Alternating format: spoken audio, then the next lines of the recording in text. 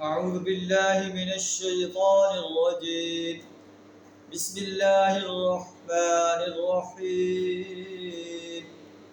يا أيها الناس اذكروا نعمة الله عليكم هل من خالق غير الله يرزقكم من السماء والأرض لا إله إلا هو فأنا تؤفكون وإن يكذبوك فقد كذبت رسل من قبلك وإلى الله ترجع الأمور. صدق اللہ العظیم. سورہ فاطر آیت نمبر 3 اور 4 آپ کے سامنے تلاوت کی. ان کا ترجمہ کچھ اس طرح ہے: یا ایھا الناس، اے دنیا کے انسانوں، اذکروا نعمت اللہ علیکم، اللہ کی نعمتوں کو یاد کرو جو اللہ نے تم پر کی. وَإِن تَعُدُّوا نِعْمَتَ اللَّهِ لَا تُحْصُوهَا، اللہ کی نعمتیں انسانوں پر اتنی زیادہ ہیں کہ انسان اگر شمار کرنا چاہے تو انہیں شمار نہیں کر سکتا. تو اللہ فرماتا ہے میری نعمتوں کو یاد کرو، میری نعمتوں کو یاد کر کے میرا شکر ادا کرو، اور میرا شکر جو ہے کہ میری وحدانیت کو تسلیم کرو کہ میں ہی وہ ہستی ہوں جس کی پرستش کی جائے، جس کی بندگی اور غلامی اختیار کی جائے، جس کی اطاعت کی جائے، جس کے آرڈر کو مانا جائے، جس کی حاکمیت کو تسلیم کیا جائے، جس کی حاکمیت کو قائم کرنے کے لیے اور باطل نظاموں کو مٹانے کے لیے میدان عمل میں آیا جائے. حل من خالق غیر اللہ یرزقکم من السماء والارض، کیا اللہ کے علاوہ کوئی خالق ہے جو تمہیں آسمان و زمین سے رزق دیتا ہو؟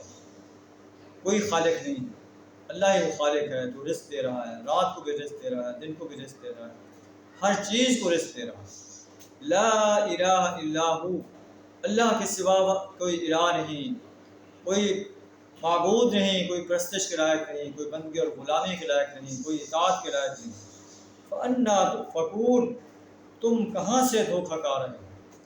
وَإِن يُكَذِّبُوكَ فَقَدْ كُذِّبَتْ رُسُلٌ مِّن قَبْلِكَ، اے نبی صلی اللہ علیہ وسلم، اگر جی آپ کو جھٹلاتے ہیں، آپ کی دعوت کو جھٹلاتے ہیں، اللہ کی وحدانیت کو جھٹلاتے ہیں، آپ کی رسالت کو جھٹلاتے ہیں، جو حساب کو جھٹلاتے ہیں، تو فقط کذبت رسل من قبلک، آپ سے پہلے جو رسول گزرے وہ بھی جھٹلائے جا چکے ہیں، ان کو بھی لوگ جھٹلاتے رہے.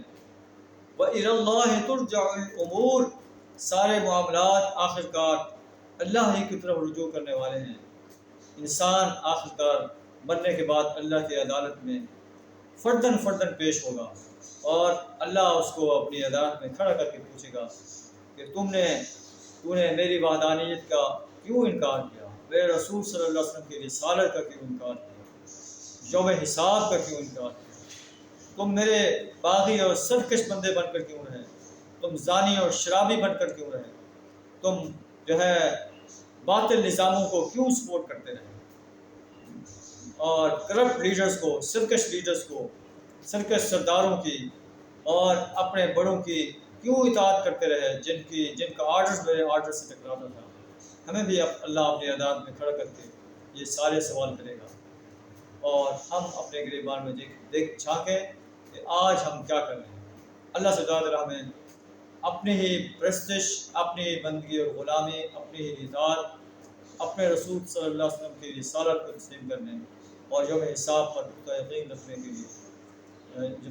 کی توفیق عطا فرمائے. نظام اسلام کو غالب کرنے کے لیے اپنا مال، جان، وقت اور صلاحیت پا دینے کی توفیق عطا فرمائے. اپنی نعمتوں کا شکر ادا کرنے کی توفیق عطا فرمائے. وآخر دعوانا الحمد للہ رب العالمین.